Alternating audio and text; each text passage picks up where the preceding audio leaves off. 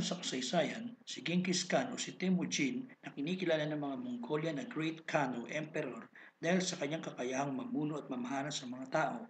Nagawa niyang pagsamasamahin ng mga magkakahiwalay na tribes noong 1206 hanggang 1227.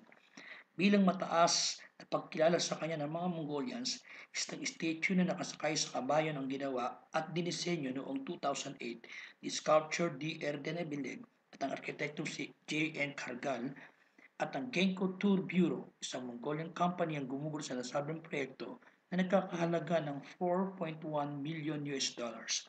Ang nasabing statwa ay may taas na 40 meters, 131 feet and 3 inches at ito ay matagpuan sa Chongjin, Moldov, malapit sa makasaysayang Tule River sa Mongolia. Matatagpuan din sa loob nito ang museo na kinaroroonan ng mga lumang kasangkapan noong Bronze Age gaya ng sinturon, patalim, mga sagradong hayop at iba pang mga ancient tools na ginamit noon sa pakikipagdigma. Sa lugar na ito, di umano, natagpuan din ni Temujin ang Golden Whip. Ang mga panauhin at mga turista ay maaaring umakyat sa taas ng kabayo ni Genghis Khan at mula dito ay ma-enjoy ang napakaganda at relaxing na tanawin, kabilang na ang 200 gears na nasa paligid, youth camps at ang mga disenyo ay nakapattern sa mga horse brand marks na ginamit noong 13th century Mongol tribes.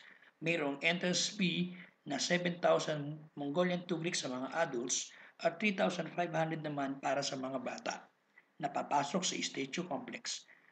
Makapag-e-enjoy din ang mga turista na sa mga wild horses at mga naglalakihang agila na nasa isang bahagi na napakalawak na complex na ito.